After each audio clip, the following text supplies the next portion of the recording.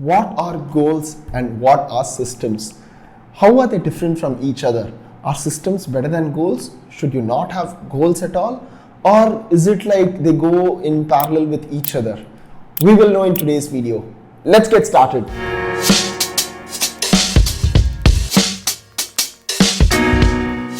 Hey folks, welcome back to my YouTube channel. I'm Praveen Ramesh, and on this channel we review non-fiction books and I speak about my lessons, my observations and things that I am personally implementing by reading these non-fiction books. I find it useful. I hope you do too. So let's get started. So as I said at the start of this video, right, I've been reading a lot of non-fiction books of late. How to Fail at Everything by Scott Adams or Atomic Habits, and a lot of these self-help books argue about having systems over goals, right? So today I want to be speaking about, hey, how are these different from each other and why it's always not a bad thing to have goals, right? So I told you the conclusion of the video right away that I'm all for having a robust systems to help you get things done, but goals, it shouldn't be getting all the bad rep that it's getting now, right? So but before we kind of see how they are different from each other, it's kind of very important to understand the fundamental difference between a goal and a system.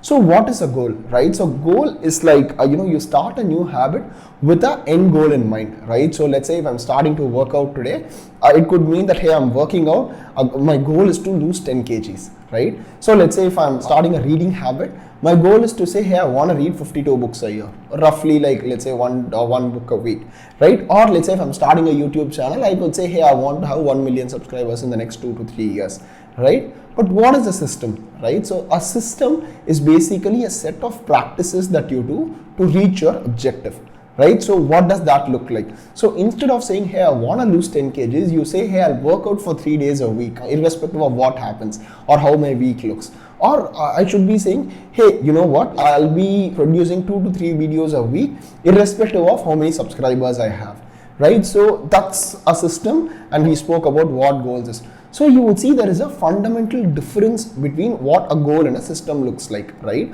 So a goal is basically you having an end destination, whereas a system is where you are saying the journey to get there, right? Because why a lot of people say a system is better than a goal is because of 3 fundamental reasons. So we need to understand why people say that goals are bad, especially someone like a James Clear or all the authors who have written about, who've been very successful. They have a robust system that helps them get there. Point number 1, when you have a goal and when you're starting out, you're always operating from a position of failure.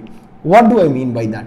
Right, so let's say I say I want to have 1 million or 2 million in my bank when I'm 35 or 36 or 40 or whatever age. Until I get there, I'm always operating from a point of failure, right? So I'm not doing anything. So until I reach that 1 million, I would consider myself to be a failure, and I would, it does a lot of bad rep, or I give myself a bad rep, or I end up being very hard on myself until I get there, right? So that's one. Second thing, a goal is a very momentary change, right? So let's say, again, we'll stick to the 1 million example. Let's say I reach 1 million, I don't know what to do next. So there is a very real chance that, I might get into this negative trip or negative spiral, not knowing what to do next once I reach this 1 million goal, right? So it's a momentary change that happens when you've stuck to a habit for a very long time. What you end up doing, the third point, when you are very stringent on a goal, is you focus on the destination and not the journey. So that's the reason why. So where you're saying, okay, I'll do things or do my savings until I get to 1 million, but after that I don't know what to do, right? On the contrary, let's say, what does a good system to reach this 1 million looks like? So you would be saying, hey, I'll be saving, let's say, 25% of my income every month, right? And second thing, you could go back and say, hey, I'll cut down on all my wants and I'll spend on things that I personally enjoy and I personally need. I would cut down on all the expenses that are wants. I will save and invest in the right places, right? So this is a system you've created to create wealth, and you would keep doing that irrespective of whether you're at 1 million, 5 million or 10 million. So this is the system that you have created, right? So a lot of authors or productivity gurus and everyone argues, rightly so, that you should be focusing on creating a system and not be restricted by goal, for one simple reason, that you're operating from a point of failure, and at some level goals hold you back and restrict your happiness. Do I agree with that? 100% I agree with that. But I want to give I watched a couple of videos around goal setting, and I had some reflection around, hey, are goals all that bad? I would say probably not, right? So here is the thing about goals, right? So when you're starting out, you need some kind of a compass to guide you, right? So let's say if I'm starting my YouTube video, I come back and say I want to put out one video a week, or in case of investment, I say I want to save 25% of my income.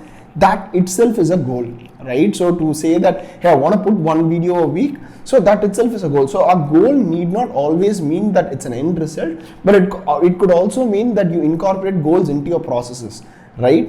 One. So two, as humans, we are always very, very outcome driven, which ties back to my first point, right? So if you're trying to do something and you're telling your mind that, hey, I need to produce one video, or I need to save 25%, or I need to do this, that itself is a goal, right? You doing that consistently without worrying about the end result, that's a system. So goals basically give you a compass, a focus, and a direction to establish a good system.